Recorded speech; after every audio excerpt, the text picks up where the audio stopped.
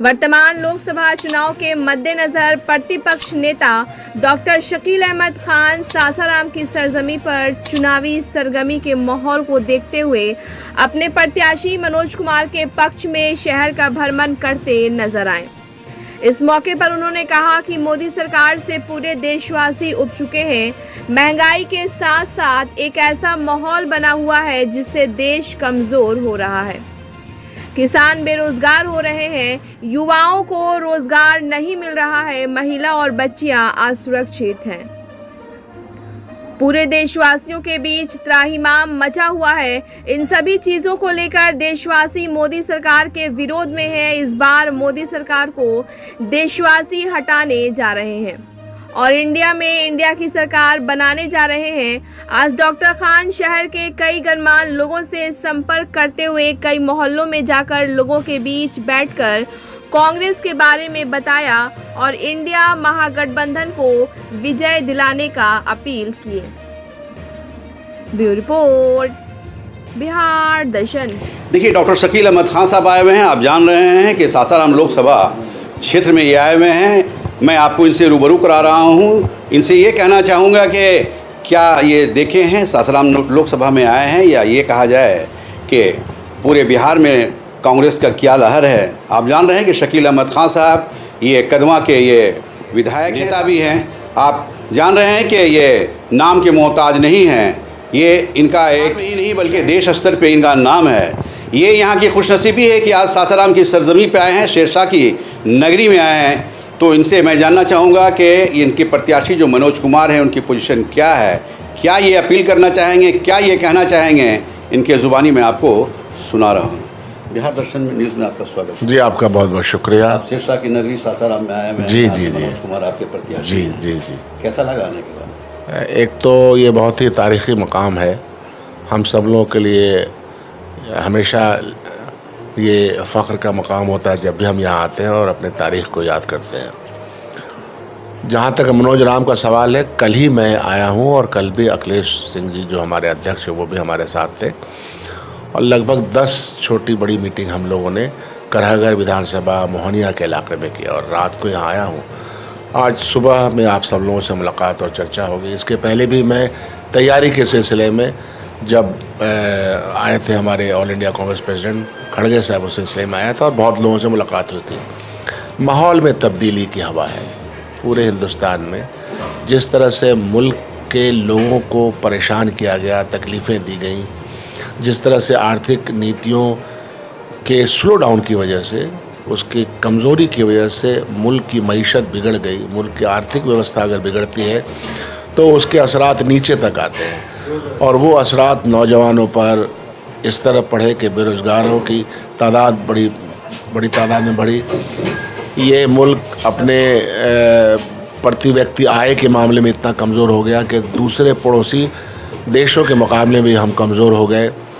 तीसरी बात यह है कि जो किसानों की हालत बिगड़ी, इस सरकार में 10 साल में लगभग 50,000 से ज़ायद आत्महत्या है और 1,000 किसान शहीद हुए हैं इस मुल्क में।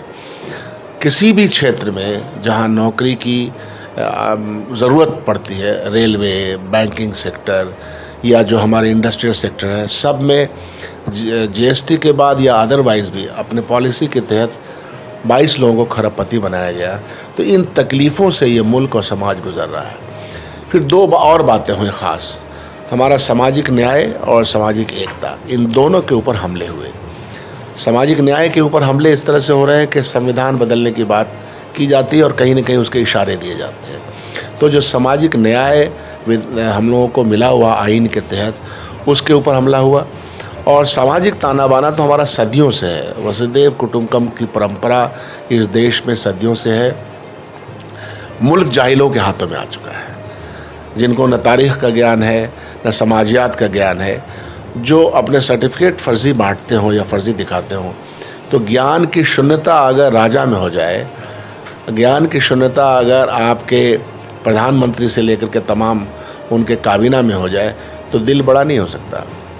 बड़े दिल से सियासत होती है, बड़े दिल से गवर्नेंस होती है। तो आप झूठ परपंच के सहारे गवर्नमेंट तो बना लेते हैं, लेकिन गवर्नेंस तो एक अलग बात है। गवर्नेंस में फेल्योर इस सरकार के ख़िलाफ़ आवाम का रुझान बढ़ा है हर सूबे में। मैं दूसरे सूबे में भी गया हूँ, वहाँ ये हालत है। और बिहार में पिछले बार एक हम लोगों को आया था, हमारे गठबंधन को।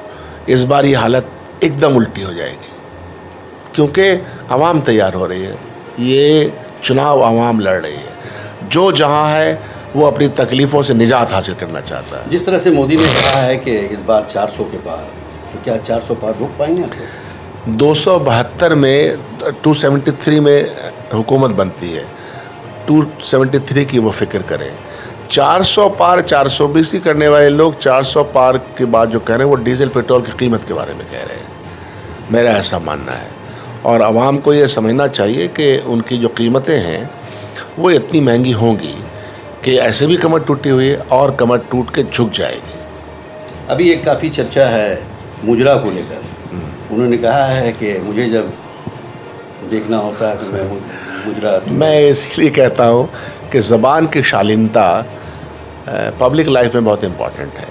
मैंने अभी पहले कहा कि जब ज्ञान की शून्यता होती है, जब इल्म नहीं होता है, जानकारी नहीं होती है, विज़डम नहीं होता है, तो लोग इस तरह की ज़बान, इस तरह की इस्तिलाहात का इस्तेमाल करते हैं, ऐसे मुहावरे का।